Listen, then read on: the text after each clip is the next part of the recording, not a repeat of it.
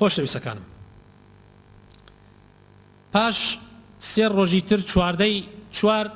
یادی ئەنفالە. یادی ئەنفال یعنی ئەو کارە ساتە دڵتەزیێنە بوو کە بەسەری ناوچەی گەرمیان و هەندێک لە ناوچەکانی کوردستانە هات لە سەردەمی حکومەتی عێراقا لە ساڵی 1970 ئەو عەمەلیاتە ناشرینە نابوو تەقیەزەونەی ئەنجامدا خەڵکێکی زۆر لە ملەتی کورد لە ژن و لە مناڵ و لە پیر و لە جۆرەها تەمەنەکانی بەرکەوتن و ئێسەیش کەس ئاساریان نازانێ و کەس نازانێ چیان بەسەرا هات. ئێمە لە یادی ئەم حاڵەت لەم یادەیە با بڵێن ساڵانە ئەبێت چەند شتێک هەیە بیزانین. یەکەم ئەبێ بزانین کەوا هەمومان ئەوە تاوانێکی زۆر گەورە بوو دەرحەق بە خەڵک کرا بە هیچ شێوەیەک ملەتی ئێمە مستحەقی ئەو تاوانە نەبوو. هەر بیانوویەک هەبێ هەر بیانوویەک هەبێ ملەتی ئێمە وەکو ملەت وەکو ژن و مناڵ و پیرێژن و ئاوایی و دێهاتەکان و مزگەوت و قورئانەکان مستحەقی ئەوە نەبوون وامان پێ بکرێ. مستحەقی ئەوە نەبوو 4000 ئاواییمان بڕۆخێنرێ. مستحەقی ئەوە نەبووین کەوا نزیکەی 2000 مزگەوت وێران بکرێ. مستحەقی ئەوە نەبووین کەوا سەدەها قورئان بەڵکو هەزارەها قورئان لەو مزگەوتانە بکرێ بەژێر خۆڵەوە بسوێتێنرێت. مستحەقی ئەوە نەبووین. مناڵ زەمبی چییە؟ پیرێژن زەمبی چییە؟ ئەمە تاوانێکە و خوای گەورەیش لە قورئانە ئەفەرمێ من قتل نفسا فكأنما قتل الناس جميعا. هەر کەسێ یەک نەفسێ بکوژێ یەک نەفس بەنەحەق بکوژی بەبێ ئەوەی حەقێکت بەسەرەوە هەبێ وەک ئەوە تا هەموو دنیات کوشت بێ. هیچ فەرقی نییە بکرانی ئەو تاوانە ئەگەر قومبەلە زەڕیەکیان بواە بیاندایە لە هەموو دنیا هەر 6 ملیارەکەی خەڵک بکوژایە فەرقی نەبوو چونکە تاوان هەر تاوانە دەرحەق بە یەک نەفەر خوای گەورە لە قورئانە فەرمێوە کە تا هەموو دنیات کوشت بێ. پێغەمبەری خوای صلی الله علیه وسلم فەرمێ خوێنی مسلمانێک بەنەحەق بڕژێنی لەوە زۆر گەورەترە. لە چی گەورەترە ئەی پێغەمبەری خوا؟ یعنی بڵێن لە چی گەورەترە؟ لەوە زۆر گەورەترە کە بچی قیبلەی مسلمانان کەعبەی پیرۆز خشت و بلۆک و تاوێر دەری بکەیت و بیڕۆخێنی لەوە زۆر گەورەترە. یەک مسلمانێک بکوژی لەوە زۆر گەورەترە لای خوای تعالی چونکە خوێنی مسلمان حرامە بە هیچ شێوەیەک خوای تعالی بۆ هیچ کەسی حەڵالی نەکردێ کەسێ بەناحەق بکوژێ. بۆیە ئەو تاوانە ئەبێ هەمومان ڕسوای بکەین و کەسیش هەر کەسێکیش لە دڵیشەوە پێی خۆش بێ لە دڵیشەوە ڕسوای ئەو تاوانە نەکا بەشدارە لەو تاوانە چونکە مسلمان ئەگەر خراپەیەکی بینی ئەگەر نەیتوانی بەکردەوە بەرگری بکە ئەبێ بە زوان پێی ناخۆش بێ. ئەگەر بە زوان بەرگری نەکە ئەبێ بە دڵ پێی ناخۆش بێ. ئەگەر بە دڵ پێی ناخۆش نەبوو یعنی بەشدارە لەو تاوانە.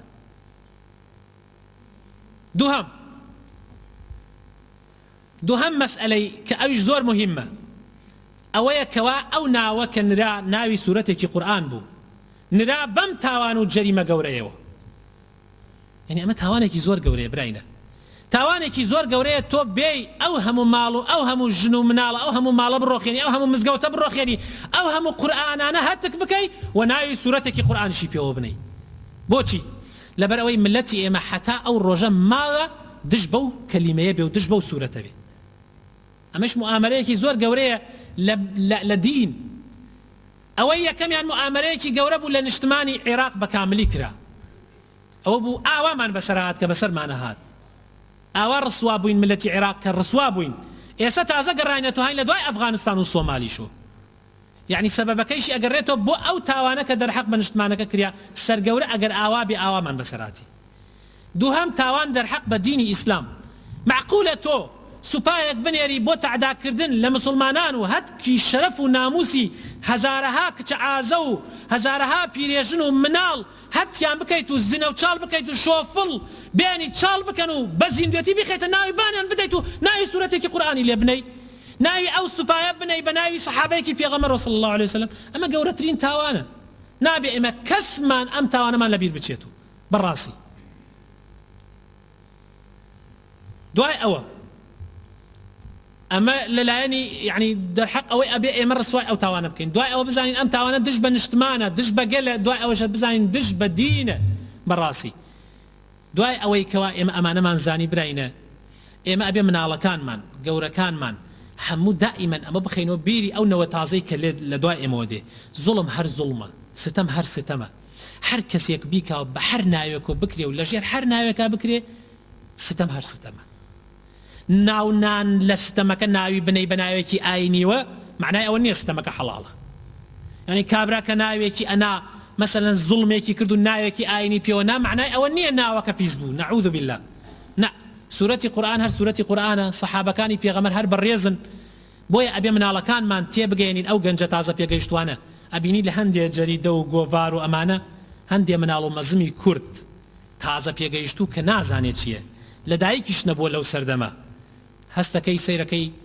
گاڵتە بە سورەتی ئەنفالەکە گاڵتە بە سەحابەکانی پێغەمبەرەکە صلی الله عليه وسلم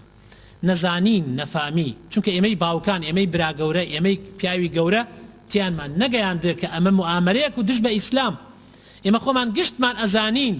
ئەو زەلامانەیان ئەو حیزبەیان ئەو حکوومەتە چی فکرەیەک لە مێشکیا هەبوو ئێمە گشتمان ئەزانین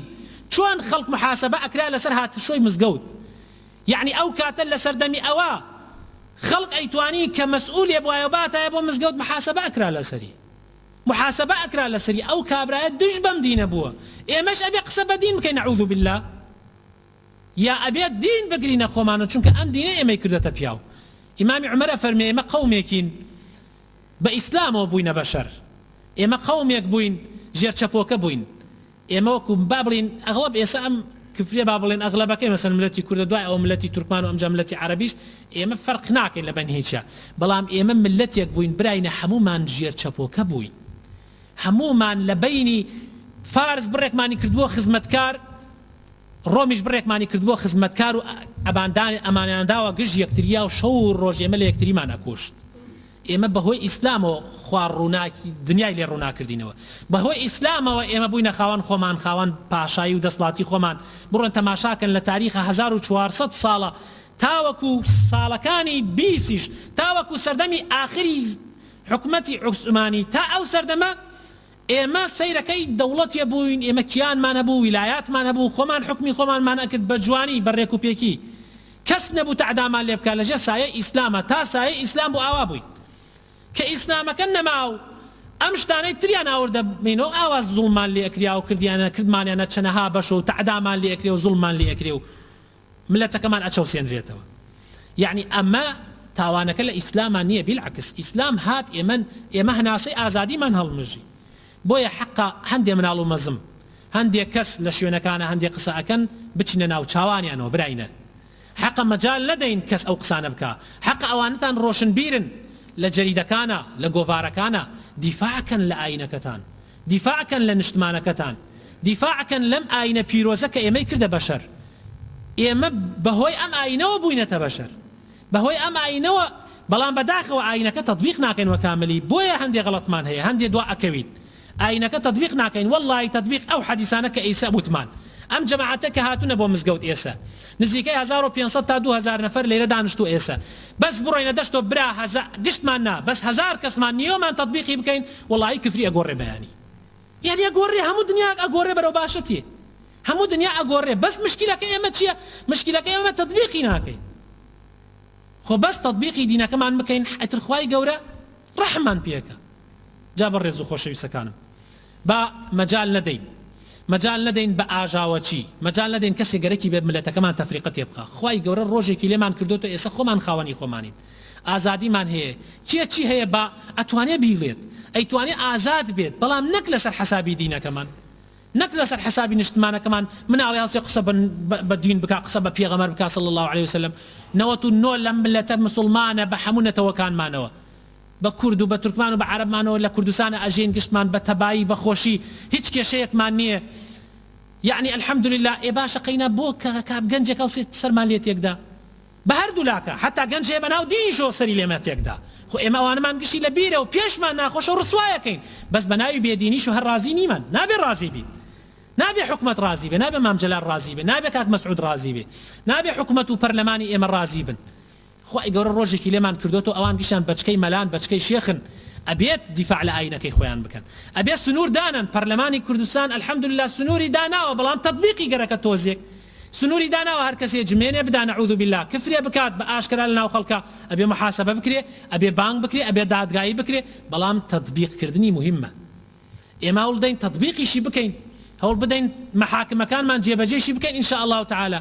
الحمد لله لەخوا بەزیاو بێ ڕۆژگار زۆر گۆڕاوە بەس ماوە ئیسلامەکەمان تەطبیقکەین ئین شاء الله جارێکی تر نە زوڵم تێتۆ ئەنفالمان بکە نە زاڵم تێتۆ کیمیابارانمان بکە نەجارێکی تر ملەتەکەمان ئەفەوتێ ئین شاء الله تعالى خوایە بۆ خاتر ناوە پیرۆزەکانی خۆ جارێکی تر دەستی زاڵم و ستەمکار کە ویستی ئەم ملەتە لە ناو بدا جارێکی تر قەت نەگەڕێتەوە بەسەر ملەتمان لە هەموو ناوچەکانی کوردستانە نەک بە لە ناوچەی خۆمانە هەموو ناوچەکان